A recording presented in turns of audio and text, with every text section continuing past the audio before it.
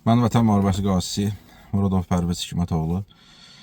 Bundan öncə də bir video çəkərək sosial şəbəkələr vasitəsilə cənab prezidentimizə müraciət etmişdim. Hansı ki, kəşfiyyat və kəşfiyyat subyekti kompensasiyasının bizə ödənilməməsi ilə bağlı. O videodan sonra Müdafiə Nazirliyinin mətbuat xidməti Anar müəllimlə əlaqə saxladıq. Anar müəllim bildirdi ki, məsələ araşdırılır. Amma əfsuslar olsun ki, üzərindən bir ay keçməyinə baxmayaraq hələ də heç bir nəticə yoxdur. Yəni, mən başa düşə bilmirəm, burada araşdırılmalı nə var. Ezamiyyət kağızı var, mənim müharibədə iştirak etməyimlə bağlı. Hansı ki, Naxçıvandan döyüş bölgəsinə ezam olunmağım, döyüş əmri var. Mən aidiyyatı üzrə və aidiyyatı olmayan üzrə bütün dövlət orqanlarına rəsmi şəkildə müraciət etmişəm.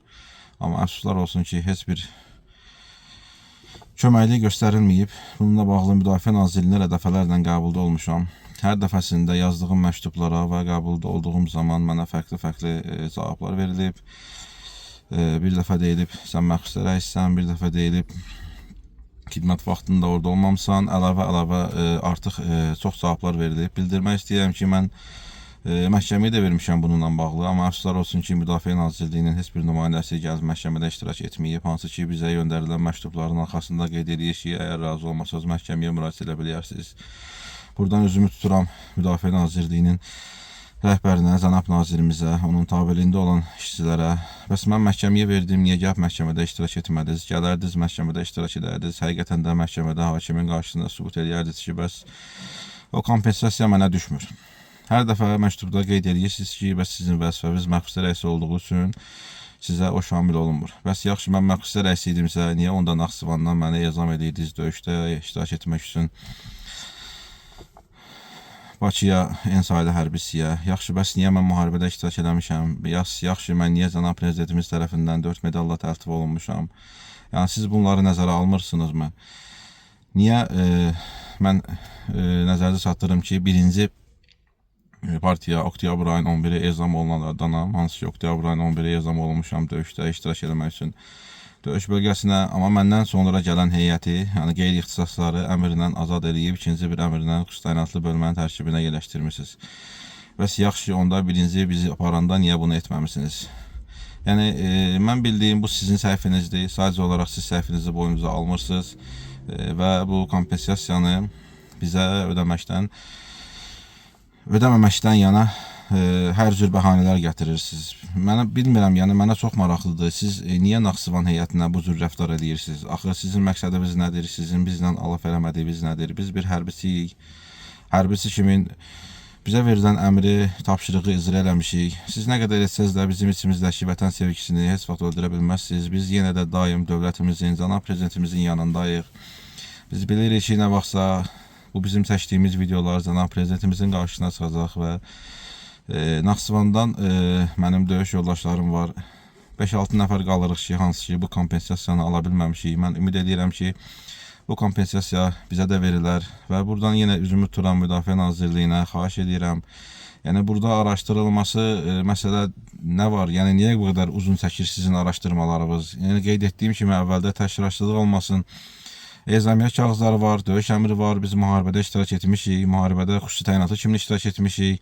Yəni, Naxçıvandan ora ancaq xüsusi təyinatlar gəlib, başqa heç bir qurum gəlməyib. Siz bunun nəyini araşdırırsınız?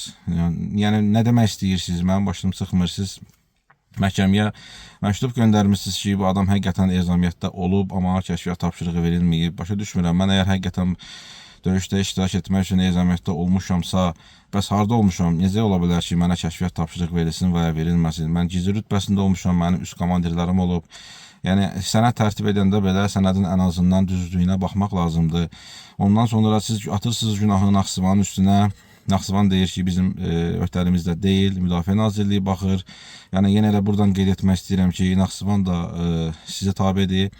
Yəni, o vaxtda hər hansısa bir sənədləşmədə səhvlik olubsa, mən və birinci partiya, mənim kimi gedənlər əmrləşdirilməyibsə, bu artıq bizim günahımız deyil, sizin günahınızdır və siz də bu səhvliyi aradan qaldırmalısınız. Bir daha sizdən artıq dərəcədə xahiş edirəm. Yəni, çox-çox xahiş edirəm. Mən və mənim kimi yerdə qalan 5-6 nəfər qardaşım var, döyüşdə iştirak etmiş qardaşım var. Biz qaziləri xahiş edirəm sizdən artıq dərəcədə get-gələ salmayın. Çox-çox xahiş edirəm. kəşfiyyat və əks kəşfiyyat fəaliyyəti üçün nəzərdə tutulmuş kompensasiyasını bizə də ödəyin. Yəni bizim hər bir sənədimiz yerindədir. Yəni bizim şahidlərimiz də var. Yəni mən yenə deyirəm, mənə maraqlıdır. Siz nəyi araşdırırsınız? Araşdırılmalı nə var? Biz orada Naxçıvanda nizam olunmuşuq. Ezamiyyət kağızlarımız vardı, döyüş əmri vardı, cənab prezidentimizin şifahi və yazılı əmri vardı ki, Naxçıvandan ora kimlər gəlməli idi, kimlər döyüşdə iştirak etməli idi. Bilirsiniz, çox şey var, sadəcə olaraq hər dəfə sosial şəbəkədən onu demək olmur. Mən özüm belə utanıram ki, yəni mən niyə sosial şəbəkədən çıxış edəməliyəm? Bu olmamalıdır axı. Siz bu hallara yol verməməlisiniz. Yəni biz çıxıb hər hansısa bir problemimizi sosial şəbəkə vasitəsilə cənab prezidentimizə çatdırmamalıyıq. Bu sizin işinizdir və siz də işinizin öhdəsindən gəlməlisiniz. Əgər gələ bilmirsinizsə, artıq o sizin probleminizdir, bizim problemimiz deyil.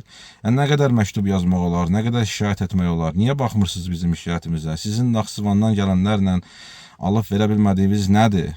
Yəni niyə də niyə? Səbəb demirsiniz axı. Birinə deyirsiniz ki, sən xidmət müddətini başa çatıb çıxmısan. Mənə deyirsən ki, sən məxsus rəis olaraq çıxmısan. Xidmət müddəti başa çatan çıxan insan müharibədə yaralanıbdırmı? Yaralanıbdır. Əlillik təyin olunubdurmu? Təyin olunubdur. Mən məxsus rəis olaraq müharibədə iştirak etmişəmmi? Etmişəm. Əlilliyim təyin olunubdurmu? Əlilliyim təyin olunubdur. Bunlar hansı arada baş verib? Müharibə vaxtı. İndi siz nəyi durub, nəyi axtarırsınız? Siz niyə bu qədər, necə deyim, o kompensasiyanı ödəməmək üçün bəhanələr gətirirsiniz? Yəni, nə etmək lazımdır?